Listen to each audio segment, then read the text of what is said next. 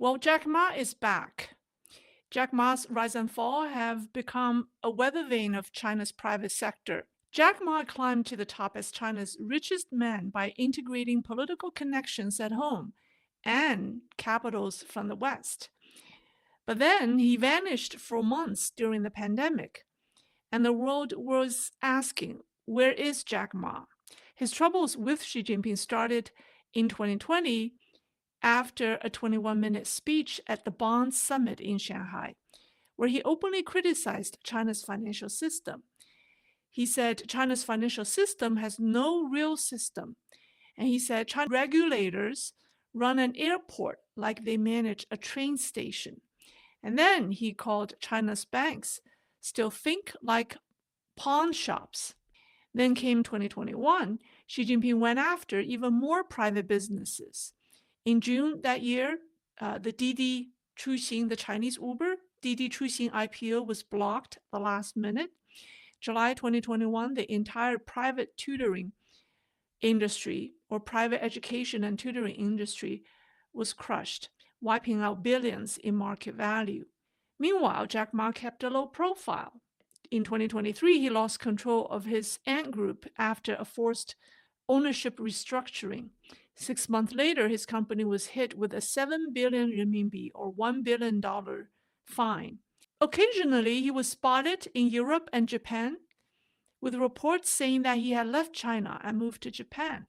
Then something changed. Last year, Premier Li Qiang convinced him to return to China, and now he was invited to a high-profile business forum with Xi Jinping. So is this a policy reversal? Has Xi Jinping really changed his mind about Jack Ma and the private sector? Um, According to CCTV footage, some Chinese investors marked the business leaders with their stock symbol. Okay, so who do we have at the forum? Well, we have the founder of Huawei, Ren Zhengfei, the founder of Tencent, the founder of Xiaomi, chairman CEO of the battery giant CATL, the founder of BYD, and of course, Liang Wenfeng, the founder of DeepSeek. And then we also have chairman and CEO of Meituan, China's Uber Eats, DoorDash, and Groupon combined. The above are household brands that you recognize. The following are CEOs and founders of companies that are less known, who were also at the forum. So we have the founder of Unitree Robotics, the company that made the dancing robots which performed at CCTV's New Year Gala. We also have the chairman and president of New Hope Group, which is a leading agribusiness and food processing giant. And then we also have the founder of China Feihe, a dairy conglomerate. And then we have chairman of Qint Group. It's a leading electrical and energy solution provider in China. We have founder and chairman of Will Semiconductor, a chip company specializing in imaging sensors, analog chips, and power management ICs. And then we have chairman of iFlyTech, a leader in AI and voice recognition technology. And then we have chairman of Qianxin. It's a Chinese cybersecurity firm. And then we have other business leaders, the founder of Galaxy Space, China's commercial satellite manufacturer that's often compared to SpaceX and Amazon's satellite project. And then we have Hengli Group, China's petrochemical and textile giant that plays a key role in the global polyester and refining industry. And then we have Zhongci Technology, maker and supplier of high-performance permanent magnet materials to global giants such as Siemens, Philips, and GE. So if you look at the attendee list, other than conglomerates making consumer products like EVs, cell phones, or e-commerce giants, Beijing is now prioritizing several sectors. They are food security and high-tech manufacturing. High-tech manufacturing in satellite, AI, robotics, and data analytics. Well, actually, six of these business leaders spoke at the forum, and they are the chairman and CEO of Huawei, BYD, New Hope Group. New Hope Group is this agribusiness giant. And then this semiconductor company called Will Semiconductor, and then Unitree Robotics. Oh, and also Lei Jun, Xiaomi's founder.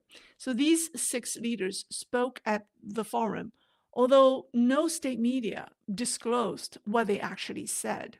As you can see from the picture, Xi Jinping and top officials sat on a podium, facing the group of, or a group of China's most powerful business leaders. And here's Ren Zhengfei sitting directly across from Xi Jinping. So he took the center seat. And next to him are the founders of BYD and the New Hope Group, the agriculture giant. Now, there are 2 companies that were conspicuously absent, and they are the search engine giant Baidu and also TikTok's parent company, ByteDance. After investors realized that no Baidu executives attended the meeting, the company's stock plunged over 8% intraday during that day, making it one of the worst performers on Hang Seng Index that day. So now let's talk about the immediate response, the market response. Well, it's not positive. China's stock market reacted with no confidence boost. Despite official propaganda promoting the forum, China's stock markets all went down. On the day following the forum, the market opened slightly lower and then briefly turned positive, but fell sharply in the afternoon, with all 4 stock indexes closing down 1 to 2%. The biggest fall was Beijing stock index, falling 2.26%, which is Beijing stock markets index is not on this chart. This one only shows the Shanghai, the Shenzhen, and also China's entrepreneurial stock index called Qi Next Index, which fell 2%. By the way, China's stock market colors are different from us. Because red is the CCP faved color, so red indicates market is up and green is when market is down. So that's why you see it's all green. Well, I want to give you the best example to illustrate the lack of investor confidence is the stock prices of a company called Will Semiconductor. Its chairman, Yu Renrong, was one of the 6 leaders who spoke at the forum. And Mr. Yu sat in the front row across from Xi Jinping. However, just hours after the meeting, his company's stock price first shoot up and then plummeted. So what went wrong? Well, take a look at this picture. Do you see anything wrong? Investors first reacted positively to him speaking at the forum. As you can tell, at the 13th hour, which is 1 p.m., you see the vertical spike. And then 30 minutes later at 1:30 p.m., the stock price started to plummet, right? And it lasted for another 30 minutes until 2 o'clock. So what did happen? The problem is this picture. You would never guess what was wrong with this picture, but I'll tell you. Okay, so he leaned back in his chair and visually looked too relaxed while reading from his script when he was given the speech. His posture was viewed as being disrespectful in Beijing, especially when he sat in front of Xi Jinping and his officials. It's a sign that he wasn't taking the meeting seriously. Criticisms followed, and the word got out. Investors panicked. And 30 minutes later, a sell-off started, and it lasted 30 minutes. So his mistake is called misconduct before the throne. So this phrase, misconduct before the throne, immediately went viral on Chinese social media. Okay, so in the suffocating business climate of today's China, a small gesture, a casual remark, or a certain body language can bring serious, unpredictable consequences. This is the harsh reality of running a private business in China, where politics overshadows economics, loyalty and political correctness shadow technical excellence.